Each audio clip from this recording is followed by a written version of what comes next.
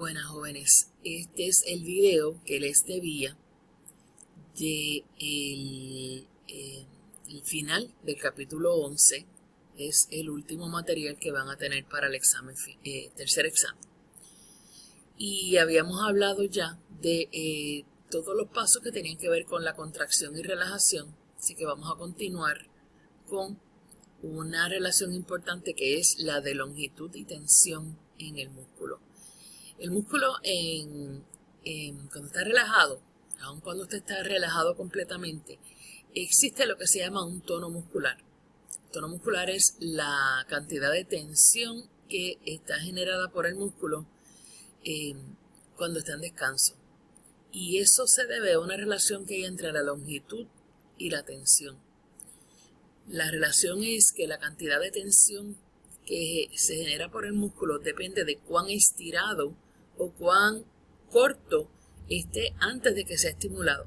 Así que si el músculo está demasiado corto antes de que se estimule, la contracción va a ser débil porque los filamentos gruesos van a estar pegaditos de las discos Z. ¿Ve? Así que si usted comienza con demasiada contracción, pues no puede generar suficiente contracción para generar fuerza. Por otro lado, si está demasiado estirado antes de la contracción, también la contracción va a ser débil porque hay el overlap que se supone que exista entre la actina y la miosina, los filamentos finos y gruesos, es demasiado pequeño. Así que esta gráfica eso es lo que está enseñándoles, que hay una relación óptima. La relación óptima existe cuando usted tiene una longitud entre disco Z y disco Z, que usted sabe que eso se llama el sarcómero. Cuando esa longitud esté entre 2 y 2.25 micrómetros. Así que esa es la relación óptima que va a producirle la fuerza máxima cuando el músculo se contrae.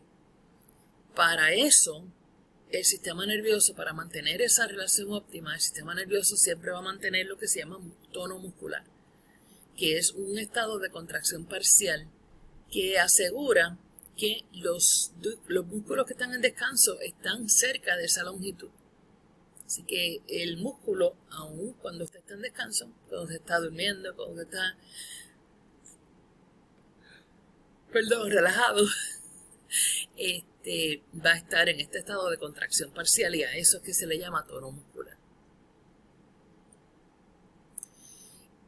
El rigor mortis, yo había hecho referencia a esa condición, ¿verdad? Es el fenómeno que se observa donde los músculos se endurecen y el cuerpo se pone tenso, tieso. Y eso va a ocurrir de 3 a 4 horas después de la muerte. Lo que ocurre es que cuando usted muere, el retículo sarcoplásmico, igual que otros organelos, van a estarse deteriorando. Me perdonen que aquí tengo una gata que quiere hacer lo que quiera. Se va a deteriorar y según se va deteriorando, el calcio va escapándose. Y entonces ese calcio va a entrar al citosol, en vez de estar atrapado dentro del retículo sarcoplásmico en la cisterna, va a estar libremente entrando al citosol y la presencia de calcio va a activar la formación de puentes entre la actina y la miosina. Porque recuerde que cuando usted termina la contracción, para poderse relajar, le introduce una molécula nueva de ATP al sistema. Así que está básicamente cargado. En ese momento lo que está haciendo falta es calcio. Cuando una persona muere, entonces el calcio se libera, simplemente porque la membrana se está deteriorando.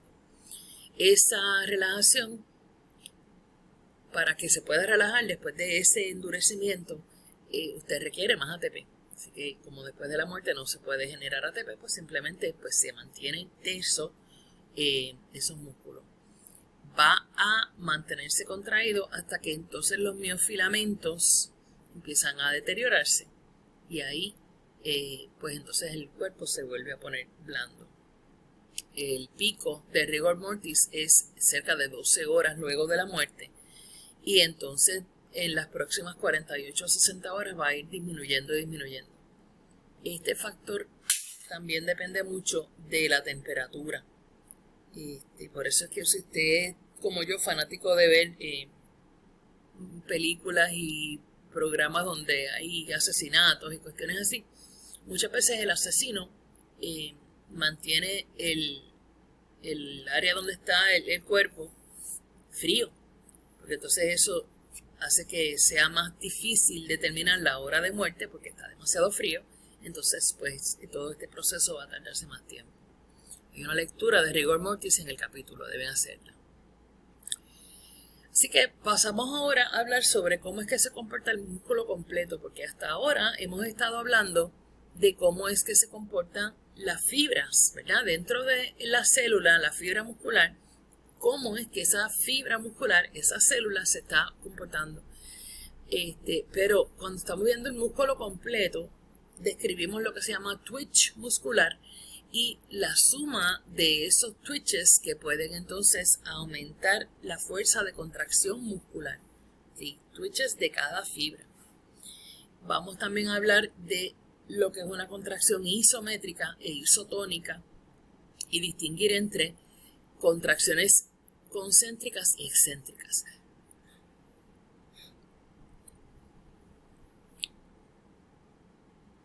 Un twitch es un ciclo rápido de contracción y relajación cuando se estimula un músculo directamente con un electrodo. Estos conceptos que estamos discutiendo ahora se discuten con referencia a unos experimentos, ¿verdad? A estimulación eléctrica experimental. Cuando usted está haciendo un estudio de fuerza muscular, muchas veces una persona que tiene, por ejemplo, carpal tunnel, se quiere determinar cuánta fuerza ha perdido. Se determina, se quiere estudiar cuánta fuerza todavía puede generar ese músculo. No es solamente carpal tunnel, hay otras enfermedades que pueden afectar la fuerza de contracción, entonces se va a hacer un miograma, un estudio de estimulación eléctrica del músculo. Y un miograma es una gráfica que mide ese twitch y tiene 3 fases. Uno es el periodo latente. El periodo latente ocurre entre el momento en que usted estimula el músculo hasta que se contrae.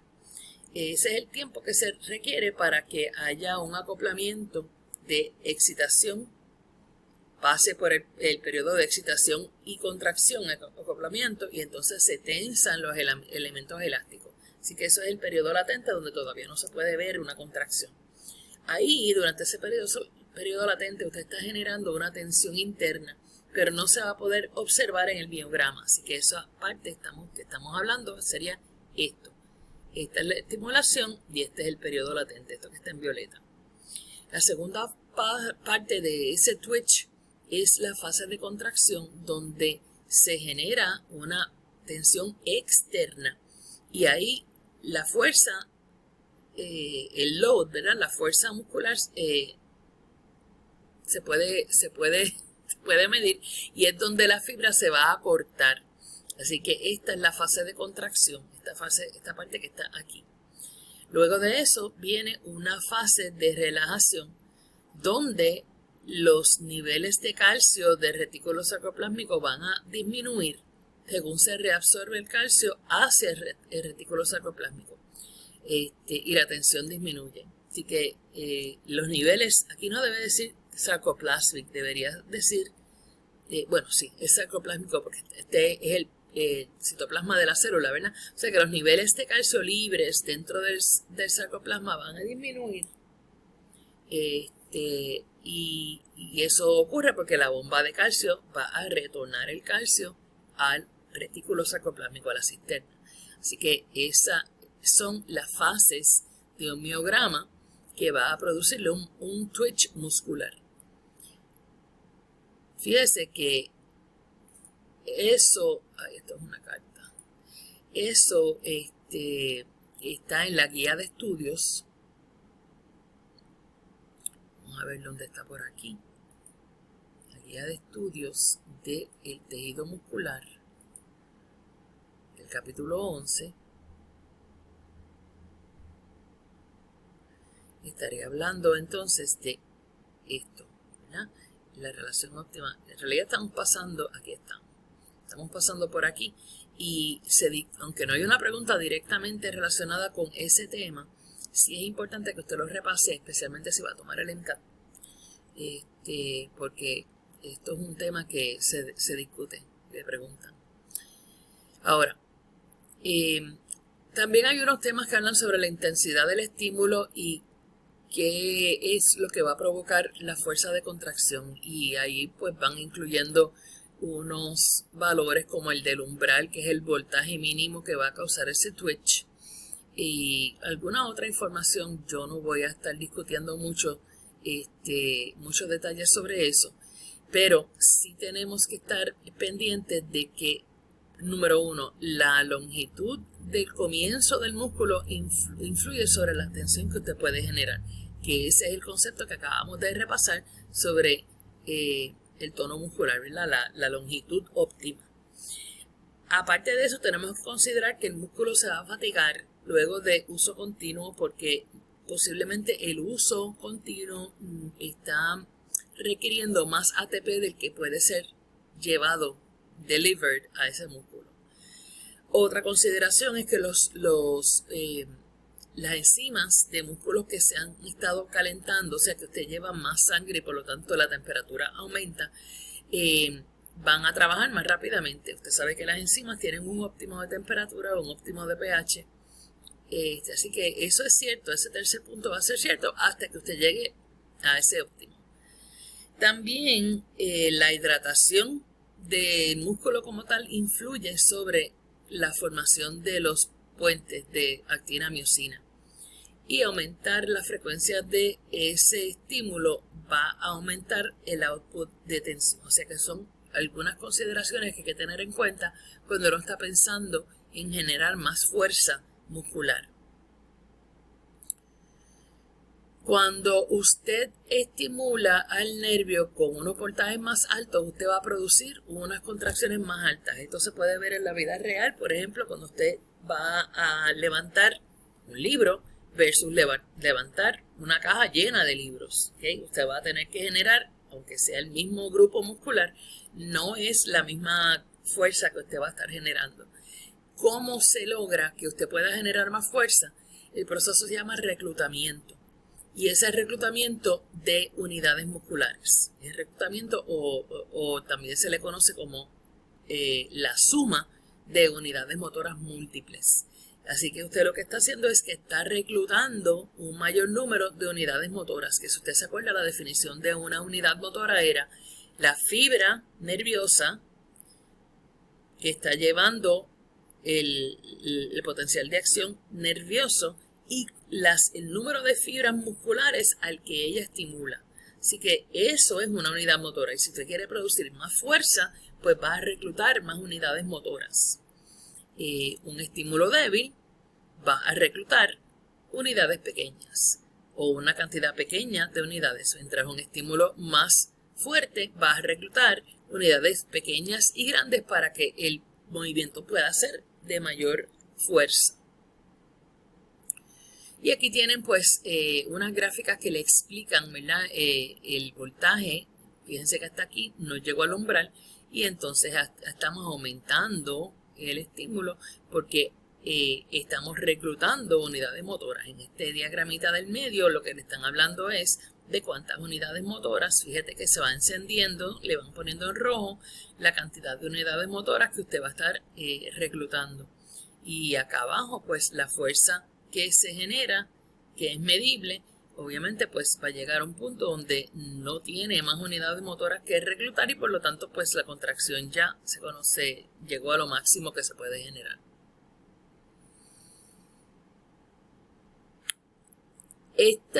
Estímulo puede ser sumado ya sea temporalmente y en ese caso pues usted va a producir, puede generar un estímulo mayor porque está estimulando con una mayor frecuencia y eso lo que produce es un fenómeno que se llama tétano incompleto, donde antes de cada estímulo, antes de cada contracción, usted no ha tenido tiempo de relajarse completamente. Así que lo que va a haber es una suma. ¿Ven? El estímulo anterior no tuvo tiempo de llegar completamente al descanso, entonces van aumentando. Entonces, esto es lo que se conoce como el piggyback, ¿verdad? Esto es un aumento de frecuencia, aumento de estímulo, hasta que llega a lo que se llama tétano. Esto es una frecuencia de estímulo no natural. Esto se puede producir en laboratorio. El músculo esqueletal puede llegar a este estado de tétano, que es la contracción sostenida. En el músculo cardíaco no se produce tétano. Entonces pasamos a un tema que sí está cubierto en la guía de estudio suya, que son las contracciones isométricas e isotónicas. Iso quiere decir igual. Así que en una contracción isométrica, usted la medida, la longitud de ese músculo se mantiene igual, mientras que se genera una tensión mayor. Así que una contracción isométrica es una contracción sin que cambie la longitud del músculo. Piense usted en la fuerza que se puede estar generando si usted trata de empujar una pared. La fuerza que se está generando va a ser mayor, pero el músculo no se va a poder acortar más porque usted no tiene la fuerza para empujar esa pared. Así que el músculo va a producir una tensión interna, pero la resistencia externa es demasiado alta y usted no puede contraer el músculo. En movimiento natural hay una fase que puede ser isométrica y luego va a ser isotónica. Eso lo vamos a ver en unos momentos. Así que por eso es que aquí dice que puede ser un preludio o un movimiento cuando la tensión es absorbida por los componentes elásticos.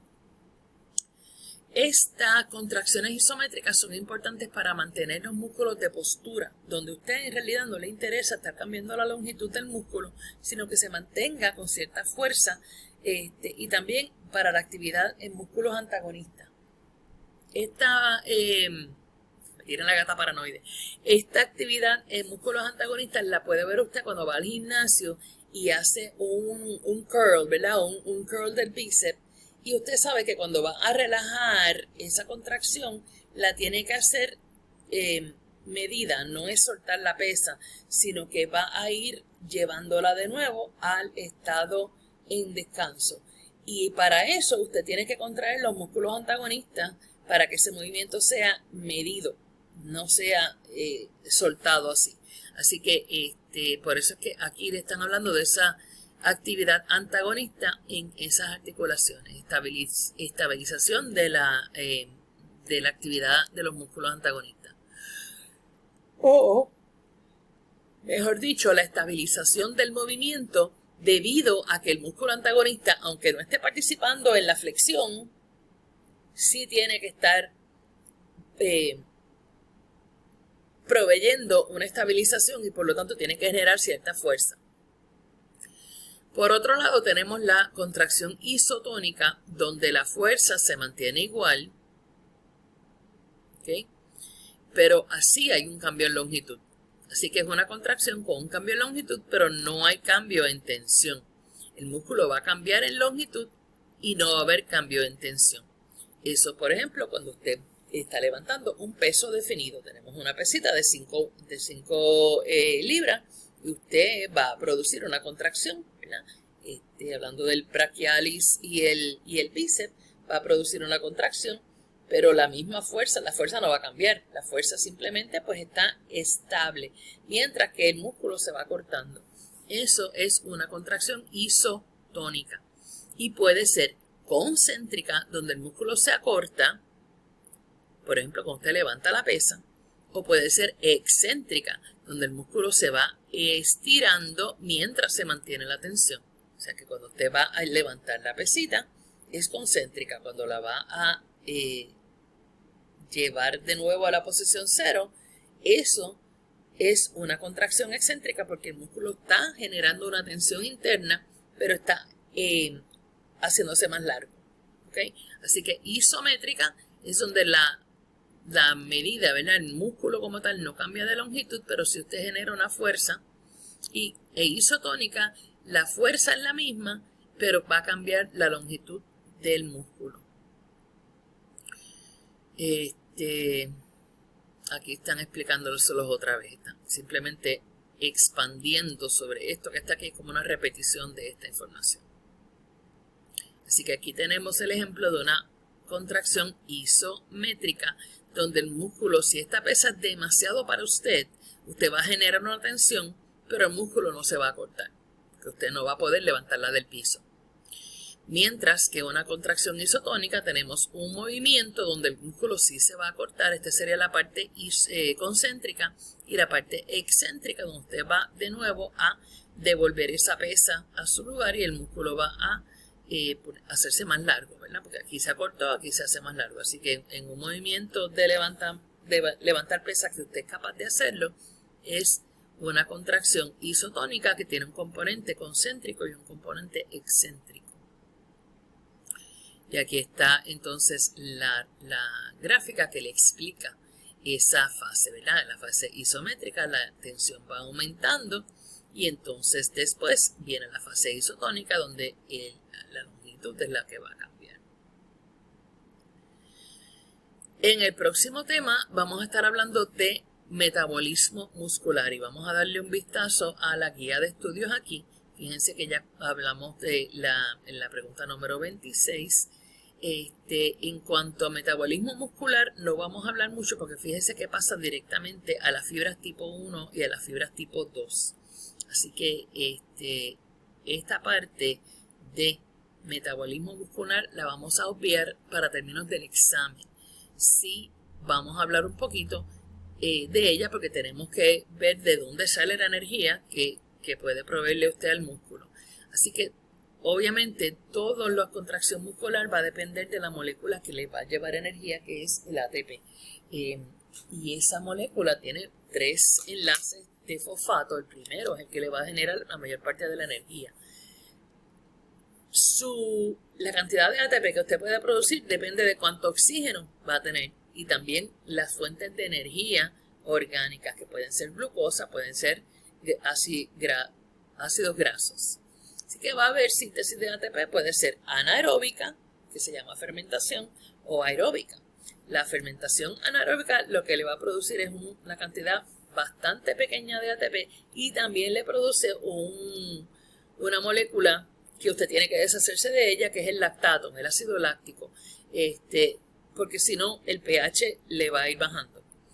Por otro lado, la respiración aeróbica le va a proveer una fuente de ATP de mucho mayor magnitud, 32 a 34 moléculas de ATP, y no genera lactato, pero sí va a requerir que usted le esté supliendo a ese músculo una cantidad de oxígeno constante. Y eso, recuerde que quien se lo va a traer es una irrigación sanguínea saludable, ¿verdad? Así que usted tiene aquí, dependiendo de la duración del ejercicio, durante la primera fase, aquí estamos usando oxígeno de una molécula que habíamos mencionado, se llama la mioglobina, que es equivalente a la hemoglobina en términos de que puede llevarle oxígeno al músculo, exclusivamente en el músculo, ¿verdad? Así que aquí en esta fase estamos utilizando respiración aeróbica y el oxígeno proviene de la mioglobina que está ahí y usted no ha empezado a hacer el ejercicio. Aquí en la primera parte de una carrera, hasta los primeros 10 segundos, usted está dependiendo de un sistema que se llama el sistema Phosphagen. ¿Okay? Esto es para ejercicio intenso. El sistema Phosphagen es una combinación de ATP y creatine kinase, que es una molécula almacenada. Esto le va a dar casi toda la energía para ejercicios que son de corta duración, más o menos de 6 segundos como en un sprint. Así que la mayor parte del oxígeno, del ATP, debo decir del ATP, que usted necesita para una carrera corta, la provee este sistema Phosphagen que se lo está explicando aquí. ¿Okay? Para términos de la explicación completa, lo que estamos haciendo, el músculo que hace es que coge prestado fosfatos, grupos de fosfatos de otras moléculas y los transfiere a ADP para convertirlo en ATP. Y hay dos enzimas que están encargadas de estos sistemas. Número uno es la mioquinasa. La miosinasa va a transferir fosfatos de un ADP a otro y convierte ese segundo ADP en ATP. Es como una cadena, ¿verdad? Está cogiendo prestado fosfato para pasarlo. Esa enzima miosinasa en español se va a encargar de eso.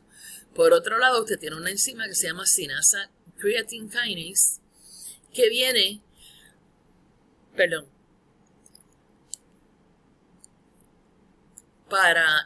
que obtiene el fosfato de una molécula de almacenamiento que se llama creatine phosphate. Y eso se lo va a dar al ADP. El sistema phosphagen es una combinación de ATP y creatine phosphate, donde está proveyendo, este sistema es capaz de proveer la energía durante la primera parte del ejercicio o los primeros, una carrera de cerca de 6 segundos. Después, y aquí están ilustrándole, ¿verdad? Esta es la miosinasa y este es el creatine kinase, y aquí están ilustrándole cómo es que esa transferencia de fosfato va a ocurrir. Ese sistema de phosphagen no es de mucha duración, por eso es que es importante para solamente los sprints, las carreras cortas. Así que luego de eso, usted lo que va a tener es una deuda de oxígeno, porque en esta primera parte de una carrera más larga, su sistema cardiovascular todavía no está proveyéndole la cantidad de oxígeno necesaria para que sea aeróbica la generación de ATP. Así que en esa primera parte, después de sprint, después de esos primeros 6 segundos, usted va a depender de fermentación anaeróbica, que es el sistema de glucógeno y lactato. ¿Okay? Los músculos van a obtener glucosa de la sangre y su propio glucógeno que está guardado en las fibras musculares. Si no hay oxígeno todavía, y no es que no haya, es que todavía el músculo está requiriendo más oxígeno del que usted le puede proveer, la glucólisis lo que le va a dar es una ganancia neta de 2 moléculas de ATP por cada molécula de glucosa que se consume. Convierte la glucosa en lactato. Y el punto en donde usted puede detectar el lactato en la sangre se conoce como el lactate threshold. Los que estudian fisiología del deporte o del ejercicio saben que esto se mide para saber el rendimiento del atleta. Ahora, después de eso, durante este sistema, disculpen, esto va a estarle proveyendo ATP para cerca de 30 a 40 segundos de actividad máxima. Así que es más allá de un sprint, pero solamente hasta 40 segundos. Luego de eso, usted tiene que tener una forma de proveerle oxígeno a su sistema que sea aeróbica. Así que para energía a largo plazo, después de 40 segundos, el sistema respiratorio y cardiovascular por fin empiezan a acoplarse y entonces le puede llevar oxígeno a sus músculos de forma aeróbica. Y la respiración aeróbica le va a producir más ATP por glucosa, por molécula de glucosa, que la glucólisis. ¿Okay? Así que son cerca de 30 ATP por cada glucosa. Esta es la forma más eficiente de proveerle ATP al sistema. Y luego de 3 a 4 minutos que usted está haciendo el ejercicio, vamos a decir que usted es un fondista, entonces usted incurre en lo que se llama una deuda de oxígeno. El sistema cardiovascular, o cardiopulmonar, debo decir, ¿dónde estamos? Aquí. Después de 30 minutos, entonces usted se acabó la glucosa y los ácidos grasos almacenados son su fuente más significativa de fuel. Se me olvida la palabra en español. Así que fíjese que después de 3 a 4 minutos la tasa de consumo de oxígeno llega a un steady state donde la producción de ATP y la demanda de ATP están a la par. ¿Okay? Después de estos de 3 a 4 minutos.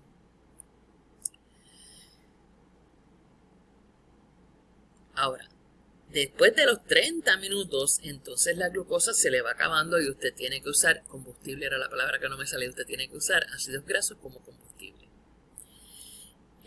Ahora, la fatiga muscular es lo que se le llama a la debilidad que usted va a ir sintiendo luego de un uso prolongado de los músculos. Y la fatiga en unos ejercicios intensos de alta intensidad no se sabe, no se le puede ascribir a una sola causa, pero se cree que se puede deber a estas que están listadas aquí. Número 1, se va acumulando potasio en los túbulos T. esa acumulación de potasio, no es en los túbulos T, esa acumulación de potasio reduce la excitabilidad. Lo que va a hacer es que usted no tiene suficiente potasio dentro de la célula. También va a tener una acumulación de ADP y fosfato. Eso hace que los movimientos de los puentes sean más lentos. Inhibe la liberación de calcio y hace que la fuerza, la producción de fuerza en la miofibrilla sea menor. Así que tenemos dos causas posibles para la fatiga en ejercicios de alta intensidad. Si es un ejercicio de baja intensidad y de larga duración, entonces sabemos que puede deberse a estas tres causas. Falta de combustible, porque se acaba el glucógeno, se acaba la glucosa, se va acabando. Número 2, usted va perdiendo electrolitos a través del sudor. Eso va a disminuir la excitabilidad del músculo. Y fatiga central. Fatiga central se cree que también es un componente de la fatiga como tal, y se le define como el momento en que llegan menos señales nerviosas desde el cerebro. Las células del cerebro van a estar inhibidas por la liberación en el músculo de amonía. Así que esa producción de metabolitos influyen en la habilidad del cerebro a estimular esos músculos. Y a eso es lo que se le llama la fatiga central. Y como usted vio, no hay ninguna de las preguntas de la discusión de la guía de estudios, que tengan que ver con este concepto, pero sé que hay suficientes estudiantes que le interesan estos temas y por lo tanto pues se discuten. Hay un concepto que se llama el Maximum Oxygen Uptake o el VO2 Max, que es el punto donde la tasa de consumo de oxígeno llega a una meseta, no va a aumentar más, aunque usted haga que el músculo trabaje más. Esto es lo que determina cuál es la habilidad suya personal de mantener esa intensidad de trabajo, de ejercicio, por más de 4 o 5 minutos. Va a ser proporcional al tamaño de su cuerpo y va a ser máxima cerca de los 20 años. Va a ser usualmente es mayor en los hombres que en las mujeres y puede ser hasta el doble en atletas que se hayan entrenado para deportes de fondismo, aquellos que son de larga duración. También existe un concepto que se llama el EPOC, Excess Post-Exercise Oxygen Consumption. Usted le debe oxígeno a todo el mundo después del ejercicio. Y usted entonces cuando deja de hacer el ejercicio, cuando ya se detiene de hacerlo, usted sabe que se sigue respirando más rápido y más profundamente por un tiempo. Y eso se debe a que usted le tiene que pagar todas las deudas de metabolismo de oxígeno que usted le deba a todos los tejidos que se le ha cogido prestado. Así que usted va a tratar de hacer un replenishment, de llenar de nuevo la capacidad del almacenaje de ATP, que también va a ayudar a regenerar el CP, ay Dios mío, está por aquí, el creatine phosphate, ¿ok? También va a reemplazar oxígeno que estaba en la mioglobina, que usted ya lo usó, así que vamos a volverlo a poner en su sitio. Va a proveerle oxígeno al hígado, porque el hígado tiene que estar disponiendo del lactato. El hígado va a estar aumentando su tasa metabólica porque está llevando a cabo más trabajo para deshacerse del lactato. Y también usted le va a proveer oxígeno a las muchas células que van a tener tasa metabólica elevada después del ejercicio. Porque todo el que hace ejercicio sabe que después de que hace ejercicio su tasa metabólica va a quedarse aumentada. Eso es uno de los beneficios de hacer ejercicio. El EPOC o el Excess Post-Exercise Oxygen Consumption, el consumo de oxígeno post-ejercicio, puede ser hasta 6 veces más que cuando usted esté en descanso y va a durar más o menos 1 hora. Ahora, esto sí está en la guía de estudios y es un tema que debemos discutir. Hay una serie de diferentes tipos de fibras musculares, no todas son creadas iguales. Y van a estar clasificadas en 2 clases fisiológicas. Existe la clase, la que se llaman SO, Slow Oxidative, las fibras lentas, las fibras de Slow Twitch, las fibras rojas o las fibras tipo 1. Todos estos nombres se le ha dado, discúlpeme, a este tipo de fibras y son las que están adaptadas para fondismo, para resistir, para trabajo, generación de fuerza a largo plazo. Estas van a resistir la fatiga y tienen una capacidad mayor de producir oxígeno de forma aeróbica. Por eso se llaman rojas, porque tienen también más mioglobina, van a tener mayor irrigación sanguínea, las células van a tener abundantes mitocondrias, abundantes capilares, abundantes mioglobinas y contienen una forma de miosina que tiene la enzima ATPasa lenta. Así que también el retículo sarcoplásmico libera el calcio más lento. Así que todas estas cosas lo benefician a usted en proveerle la cantidad máxima de oxígeno de forma aeróbica y la cantidad, el calcio que usted necesite, pero de forma steady. ¿Okay? Este es lo importante para músculos que van a mantener su postura, que van a estar contraídos por mucho tiempo. Por ejemplo, los erectores de la espina, que son los músculos intrínsecos de la espalda que lo ayudan a mantener la postura, y también el soleus, que está en la parte sural de su pierna, en la batata está el gastrocnemio, y en la próxima capa de músculo está el soleus. El soleus es un músculo de postura. Así que en este músculo se va a encontrar más de este tipo de fibras. Están también agrupadas en unidades motoras pequeñas que pueden ser mejor controladas por neuronas motoras para movimientos más precisos. ¿Okay? Así que no son unos músculos que van a generar mucha fuerza. Estos son los que, como les digo, son mayormente slow twitch, o SO. Usted también tiene las FG, las fibras rápidas, las fibras blancas o las fibras tipo 2. Todas esas son los nombres que se le dan a este segundo tipo de fibra, que son las que están adaptadas para respuestas rápidas. Utilizan glucólisis y fermentación anaeróbica para energía rápida. Son abundantes en músculos donde usted requiere movimiento rápido, por ejemplo, en los músculos para coordinación de movimiento de la mano, de los ojos, el gastrocnemio y el bíceps. Así que son músculos que van a contener fibras, que van a contener una forma de miosina que tiene una ATPasa más rápida y unos retículos sarcoplásmicos también mayor para liberación de calcio más rápido, que requieren una respuesta rápida. Estos músculos tienden a estar agrupados en unidades motoras grandes que van a ser controlados por neuronas que son menos excitables para movimientos de mayor, más powerful, ¿verdad? Mayor generación de fuerza. Hay un tipo intermedio de fibras, se llaman las FO, que existen y se han documentado en otros mamíferos, pero que en los humanos son raras. Así que tienen características de ambos. Aquí tiene, por ejemplo, en un músculo grupos de fibras SO, FG. O sea que en un músculo usted puede tener mayor o menor proporción de las fibras rápidas versus fibras lentas. No es que el músculo exclusivamente tiene de un tipo y de otro.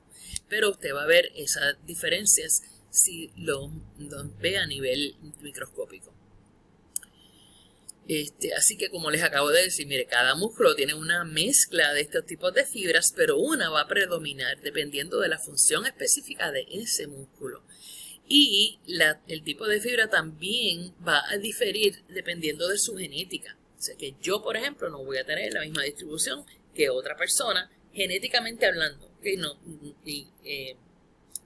No necesariamente tiene que ver con el uso que se le da al músculo. Dice aquí que algunos individuos parece que están predispuestos para ser fondistas o llevar a cabo sprints. O sea que dependiendo del tipo de músculo que genéticamente usted tiene en los músculos, el tipo de fibra, perdón, que usted tiene genéticamente en esos músculos, pues puede ser que tenga mayor habilidad en uno u otro tipo de deporte. ¿Qué afecta la fuerza que se puede generar en un músculo? Pues mira, unos cuantos factores. Número uno, el tamaño del músculo. Un músculo más grueso va a formar más puentes y por lo tanto puede ejercer una tensión mayor. El arreglo de los fascículos también depende. Al principio del capítulo estábamos hablando de si eran músculos que eran largados, pennate. Así que los pennate, que son los que parecen una plumita, son más fuerza, pueden generar más fuerza que los paralelos. Y los paralelos son más fuertes que los circulares, que son los esfínteres. La cantidad de la unidad motora, mientras mayor sea la unidad motora, más fuerza se puede generar en ese músculo.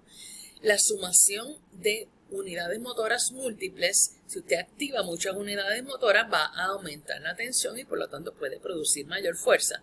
O la sumación temporal. Temporal quiere decir que mayor frecuencia de estímulos en el tiempo, pues entonces usted puede generar mayor fuerza. Así que todos estos factores van a afectar la fuerza que usted puede generar en un músculo. Y obviamente la condición física depende de eso.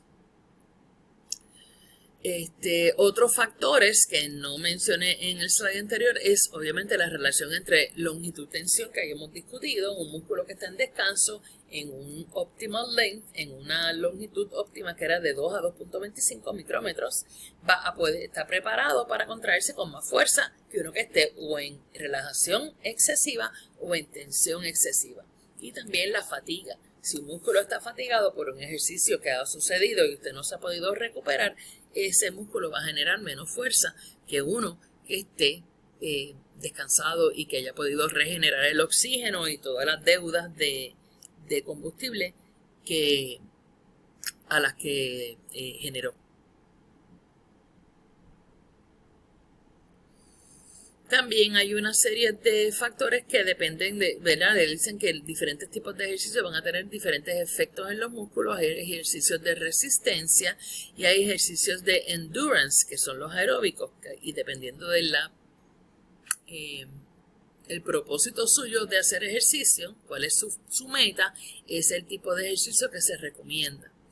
El ejercicio de resistencia, que sería como levantar pesas o no tiene que ser levantar pesas clásicamente, ¿verdad? Pues puede ser el CrossFit. El músculo va a crecer y el crecimiento es hipertrofia. Hipertrofia es que la célula se hace más grande. La fibra como tal va a sintetizar mayor cantidad de miofilamentos, mayor miofibrilla y por lo tanto pues va a crecer en tamaño. Cada fibra, no es el número de fibras. El ejercicio aeróbico,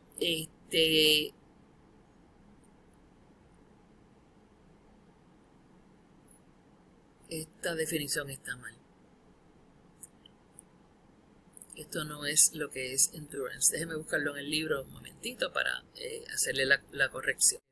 El ejercicio aeróbico, y esto voy a mover esto un poquito para acá para que usted vea, esto es del libro, ¿ok? Ejercicio aeróbico, su presentación lo ha definido mal. No es contraction of a muscle against a load that resists movement. Esto no es la definición de ejercicio aeróbico. Sí, esa definición la van a poder ver aquí. Básicamente es un ejercicio que aumenta la resistencia a la fatiga, aumentando el delivery y el uso de oxígeno. Así que esa parte que tenía esa definición que se repetía de la anterior, la van a eliminar. Por favor, eso es importante. Sí aumenta la fuerza esqueletal, el número de células rojas, la capacidad del oxígeno, la capacidad de llevar oxígeno de la sangre y aumenta la función, o mejora la función del sistema cardiovascular, respiratorio y nervioso. Así que hagan esa corrección, es bien importante. El próximo tema es el músculo cardíaco y liso. Ok, así que ya habiendo terminado con el músculo esqueletal, tenemos que hablar un poquito sobre el músculo liso y el músculo cardíaco. Describiendo la estructura, las diferencias estructurales y fisiológicas entre el músculo cardíaco y el músculo esqueletal, describiendo por qué estas diferencias son importantes en el músculo cardíaco, las diferencias estructurales y fisiológicas entre el músculo esqueletal y el músculo liso, y entonces hablar un poquito de cómo se relacionan esas funciones, las propiedades del músculo liso con sus localizaciones y funciones, porque form follows function. Así que recuerden que cuando comparábamos originalmente los músculos, habíamos dicho que lo único que era voluntario era el músculo esqueletal. Tenemos músculo cardíaco y músculo liso que son involuntarios. Sus células se van a llamar miocitos. No son unas fibras, ¿okay? No son tan largas y tan fibrosas como los músculos esqueletales. El músculo cardíaco puede tener de 1 a 4 núcleos, dice 1 or 2 nuclei, pero en realidad el músculo cardíaco hay algunos que pueden tener hasta 4 núcleos. Y los músculos, las células del músculo cardíaco específicamente se van a llamar cardiomiocitos. Ambos son involuntarios, por lo tanto no van a estar bajo control voluntario. Hay algunas cosas que usted puede hacer, algunas acciones que usted puede llevar a cabo para hacer que su corazón se contraiga con más fuerza o menos fuerza, pero eso no está controlando la contracción como tal, sino la fuerza de contracción, ¿verdad? Sí van a recibir inervación del sistema nervioso autonómico, no el somático. Las propiedades del músculo cardíaco son las siguientes. Se va a contraer con un ritmo regular. Eso se llama ritmicidad. Va a trabajar aunque usted esté dormido, despierto, sin falla y sin atención consciente desde que se empieza a mover, desde que empiezan a contraer estas células hasta que usted muere. Por lo tanto, tienen que ser altamente resistentes a la fatiga. Y aunque esto lo vamos a ver con más detalle luego, ambas cámaras, ambos atrios se tienen que contraer a la vez y ambos ventrículos se tienen que contraer a la vez. Así que para que el corazón pueda llevar a cabo su función, las células tienen que ser capaces de sincronizar sus movimientos. Y esa contracción tiene que ser de larga duración, de duración tal que le permita a la sangre salir de una cámara a la otra o de una cámara al resto de la circulación. O sea que tiene que ser capaz de sostener una contracción. Así que las células cardíacas también sabemos que son estriadas, son cortas, tienen unas formas no exactamente iguales, están rodeadas por endomicio, pero no van a tener ni perimicio ni epimicio. Repito, las células, los cardiomiocitos, están rodeadas por endomicio, pero no van a tener ni epimicio ni perimicio. Los cardiomiocitos van a tener ramificaciones y van a unirse con otros a través de discos intercalados. Los vimos cuando estábamos estudiando tejido, y básicamente lo que es una forma visual donde usted puede ver que en ese espacio, en esos discos intercalados, usted va a encontrar gap junctions para que sean capaces de cada cardiomiocito estimular a su vecino, y mechanical junctions, que aquí van a incluir tight junctions y unas que se llaman adherents. ¿Por qué? Porque cuando cada célula se contrae, va a contraer a la vecina, pero tampoco se puede separar. Así que tienen que tener estas uniones mecánicas para preservar la integridad del tejido. Las células músculo cardíaco no van a tener células satélites, van a tener una capacidad de mitosis bien limitada, por lo tanto la capacidad de regeneración del músculo cardíaco es bien limitada y casi siempre se repara por fibrosis. Por lo tanto, luego de un infarto, un ataque al corazón, el músculo que murió no se va a regenerar. Eso tiene una importancia y unas implicaciones que, dependiendo de la magnitud del infarto, pues puede haber bloqueos en la conducción. Y de eso pues tenemos que hablar en la segunda parte del curso. El músculo cardíaco también, otras características es que se puede contraer sin necesidad de estímulo nervioso. Por eso es que se dice que es automático. Tiene un marcapaso que rítmicamente va a llevar a cabo una onda de estimulación. el músculo no solamente es rítmico, sino que es automático. Esa onda de estimulación que se genera en el marcapaso va a viajar a través del músculo y va a iniciar una contracción de las cámaras del corazón. Así que la propiedad, si usted quiere ponerla toda junta, es autorrítmico. El corazón es capaz de contraerse rítmicamente e independientemente. Y la estimulación viene del sistema nervioso autonómico, que puede modificar la contracción, la tasa de contracción y la fuerza de contracción. Pero no es necesario que tenga inervación autonómica para que el corazón se contraiga. La contracción es intrínseca. El músculo cardíaco también tiene que ser altamente resistente a la fatiga. Por otro lado, el músculo liso se llama así porque no tiene estriaciones y la inervación de este músculo va a variar.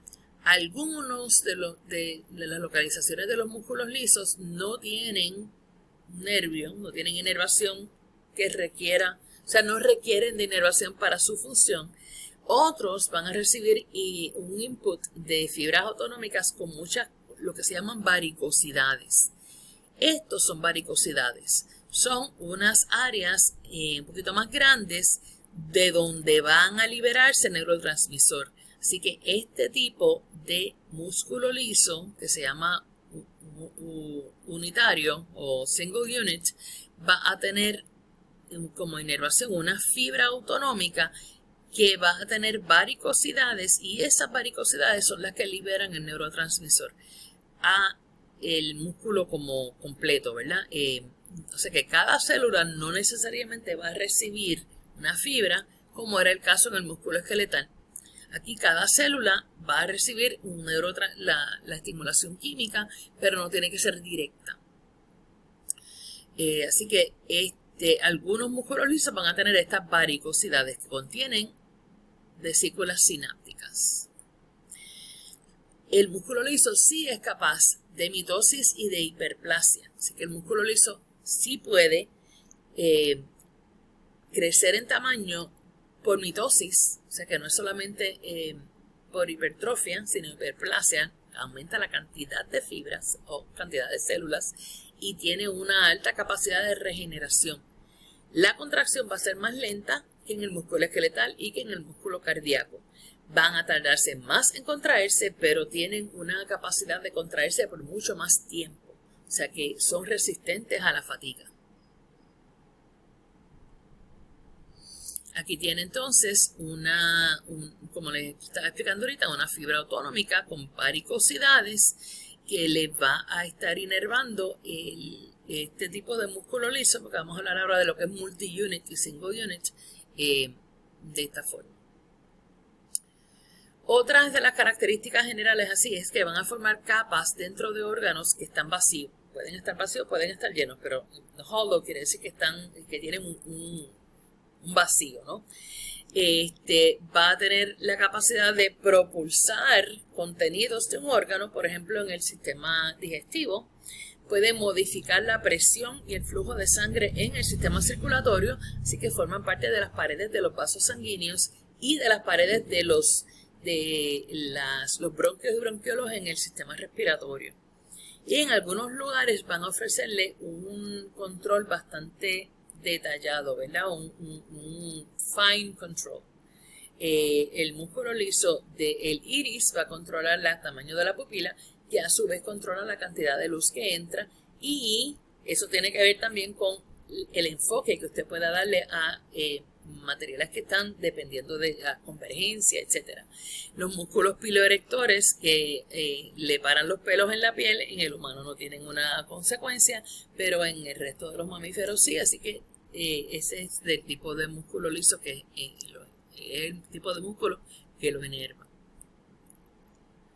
Aquí tiene un ejemplo en el esófago, y de hecho todo el sistema, no es solamente en el esófago, no en el intestino, también en el pouch, que es el estómago, tienen dos capas de músculo liso. En el estómago son tres, que van a estar arregladas a 90 grados una de la otra. Eso lo vamos a ver mejor cuando estemos hablando del sistema digestivo. Pero la contracción de estos músculos son las que mantienen esta estructura interna del lumen, el espacio interno del tubo.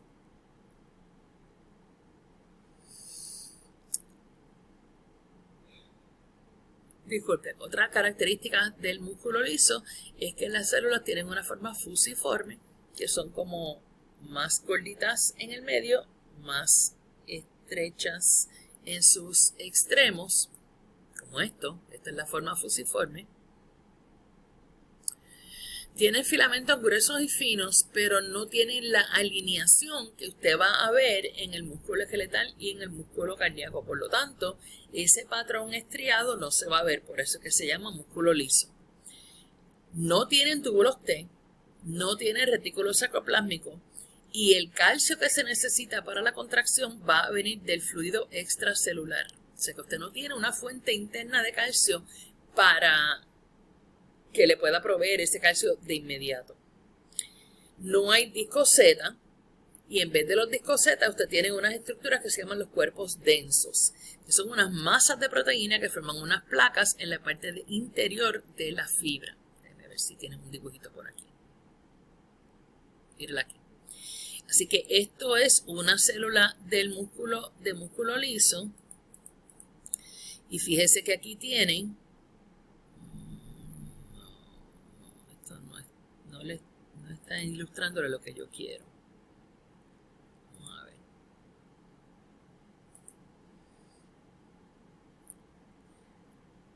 Cuerpos densos, placas. Ok, vamos a ver si no está marcadito aquí, pero ven, estos puntitos son las placas densas. ¿Okay? Así que son las que le van a proveer comunicación entre una célula y la otra con propósitos de integridad del tejido. Vamos a ver lo que dice la presentación como tal. Déjame hacerlo un poco más pequeño.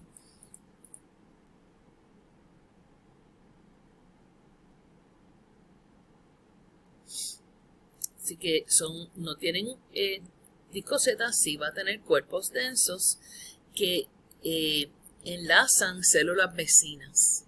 ¿Okay? Así que tiene dos tipos de músculo liso. El músculo liso multi-unit, donde miocitos individuales van a responder independientemente. Aquí la inervación autonómica va a formar unidades motoras. Va a tener unas ramas terminales de una fibra que hace sinapsis con miocitos individuales. Esto ocurre en las arterias grandes, en los bronquios grandes y en los músculos piloerectores y en el iris del ojo. O sea que cada una de estas células fusiformes va a recibir una fibra en el tipo de músculo multi-unit. Ahora, el unitario, que fue el que yo le ilustré anteriormente, este que está aquí, es el que va a tener varicosidades. Este músculo unitario o single unit, los miocitos tienen gap junctions que los tienen entre sí, ¿sí? Así que de esa forma usted puede imaginarse que se van a contraer como una unidad. Este es el tipo más común de músculo liso. Este es el que está presente en los tubos digestivos, respiratorio, urinario, reproductor. También se le llama músculo visceral a este músculo unitario o single unit. Y las varicosidades lo que hacen es que van a estimular varios miocitos a la vez. O sea que usted no tiene la estimulación directa del single unit, ¿ok? Sino que aquí se libera el neurotransmisor y se difumina por todas estas células que forman el músculo liso unitario. Cada miocito puede responder a más de una fibra muscular, que eso es diferente, fibra nerviosa, disculpen, que es diferente a lo que habíamos visto en el músculo esqueletal. Así que aquí usted tiene el multi-unit, donde cada una de estas fibras autonómicas va a tocar una fibra muscular o una célula muscular, mientras que el unitary o multi-unit no toca ninguna individualmente, pero sí va a tener varicosidades que liberan el neurotransmisor, y fíjese que acá les están indicando con estos puentecitos que esto tiene gap junctions para que se puedan contraer como una sola unidad. Por eso es que se llama single unit.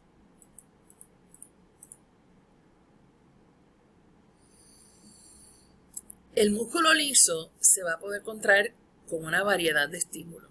Número 1, hay neurotransmisores y fibras del sistema nervioso autonómico. Por ejemplo, las fibras de acetilcolina del sistema nervioso autonómico parasimpático estimulan el tracto gastrointestinal. Van a estimular, en el músculo liso, y los nervios simpáticos liberan norepinefrina y eso relaja los bronquiolos. Así que estos son neurotransmisores directamente de las fibras autonómicas. También otros químicos pueden afectar la forma en que los músculos lisos se van a contraer. El músculo liso puede responder a hormonas, responde a niveles de oxígeno, y responde a pH bajo, por ejemplo. O sea que si en un vaso sanguíneo hay un pH bajo, localmente el músculo liso puede contraer relajándose y dejando pasar más sangre, y por lo tanto pues el nivel de oxigenación va a cambiar, el pH también. El músculo liso también puede responder a temperatura, porque usted sabe que el frío excita los músculos piloelectores y el calor relaja los músculos lisos en los vasos sanguíneos. También responden a estiramiento. En el estómago, por ejemplo, cuando va entrando el alimento al estómago, ese estiramiento del pouch, ¿verdad?, del estómago, estira el músculo liso y ese estiramiento hace que se contraiga. Así que responde al estiramiento. Y el músculo liso también tiene propiedades autorrítmicas, en algunos casos de single unit, donde van a depolarizarse. Por ejemplo, en el tracto digestivo se depolarizan a intervalos regulares. Por eso cuando usted tiene diarrea o algo así, siente ese cólico que va a hacer con cierta frecuencia. También se siente en las mujeres durante partes del ciclo menstrual, donde este dolor de menstruación se debe a eso, a que tienen autorritmicidad, tienen su propio patrón de contracción. La contracción en el músculo liso siempre va a trigger, o sea, va a ser iniciada por la presencia de calcio, requiere ATP para ser energizada, y sí se lleva a cabo porque los filamentos van a estar moviéndose uno contra el otro. O sea, no es muy diferente a la contracción del músculo esqueletal, pero como usted no tiene disco Z y tampoco tiene este arreglo exacto de fibras de actina y miosina, va a verse así. El tipo de contracción es como si usted estuviera exprimiendo un mapo.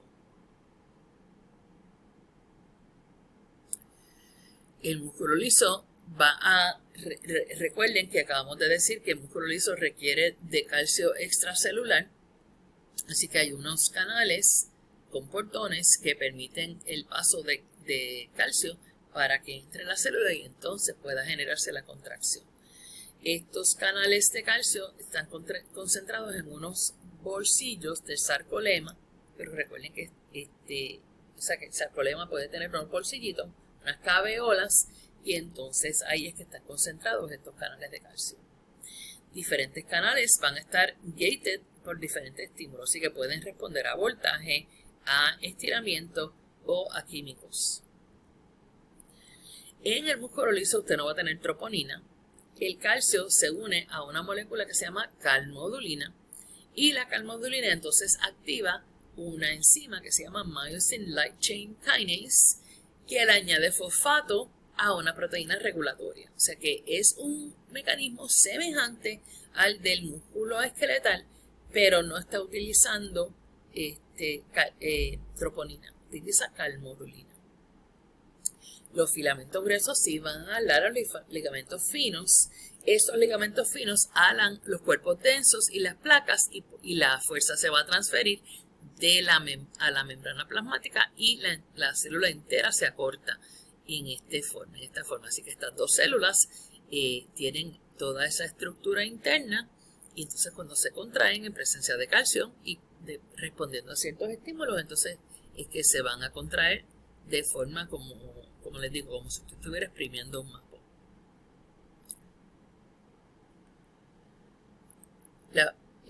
Dice, puckers and twists like someone wringing out a wet towel. Así que imagínense que usted tiene una toalla llena de agua y que usted está exprimiéndola. Así que ese es el tipo de movimiento que usted va a observar, si pudiera verlo, las células individuales del músculo liso. La contracción y la relajación en el músculo liso es mucho más lenta cuando usted la compara con el músculo esqueletal. El periodo latente es mayor. El pico de la tensión también es mucho más lento. En vez de 0.5 segundos, puede ser, el pico es en 500 milisegundos. Y se debe a que la enzima, la myosin ATPase, es más lenta. También tiene bombas de calcio más lentas y el calcio que usted requiere viene externo. Y el mecanismo es resistente a la fatiga. Las cabezas de la miosina no se van a separar de la actina inmediatamente. Al quedarse juntas no consumen más ATP, pero sí pueden continuar ofreciendo una contracción que dure más tiempo. Y eso se llama el tono muscular liso, el tono del músculo liso. Entonces, aquí les están explicando el mecanismo específico de cómo es que van a responder al estiramiento. Importante que usted vea que diferente al músculo esqueletal, el músculo liso se va a contraer con mucha fuerza, aunque sea estirado grandemente. Si usted se acuerda, cuando el músculo esqueletal estaba demasiado estirado al comenzar la contracción, no podía generar mucha fuerza de contracción. En el músculo liso sí lo puede hacer, así que si el órgano está demasiado lleno, y eso se ha estirado demasiado, sí se puede generar una fuerza bastante de alta magnitud. Así que puede expeler los contenidos eficientemente. No tiene más que imaginarse qué pasa cuando usted tiene deseos de vomitar o un bebé que está vomitando eso a propulsión de chorro. Así que esa es la ilustración de la diferencia entre el músculo liso y el músculo esqueletal en términos de cómo responde a que se ha estirado antes de la contracción. El músculo liso también exhibe plasticidad, que es la habilidad de ajustar su tensión a cuánto se ha estirado. Esto le están repitiendo lo mismo. Sí. Y lo último que tenemos aquí es unas lecturas que usted debe hacer que tienen que ver con la distrofia muscular tipo Duchenne. En general, la distrofia muscular es una serie de enfermedades hereditarias en donde los músculos esqueletales se van degenerando y se van debilitando. Y se debe, la más común, perdónenme, es que tengo una gata aquí que es bien rebelde, es más común, es la Duchenne. Es una enfermedad que está ligada al sexo, ¿verdad? Va a estar presente en de 1 en 3.500 varones que nazcan vivos, ¿verdad? Es la forma más común de distrofia muscular y se debe a la mutación en un gene de la distrofina, que la habíamos discutido anteriormente. Así que lea lo que tiene que ver con el distrofia muscular. Y la miastenia gravis, que también voy a dejar que usted lea, tiene que ver con un ataque autoinmune a los receptores de la acetilcolina. Y hasta aquí termina el capítulo 11. Recuerden que usted tiene la guía de estudio junto, capítulos 10 y 11, y tienen unas lecturas que deben completar.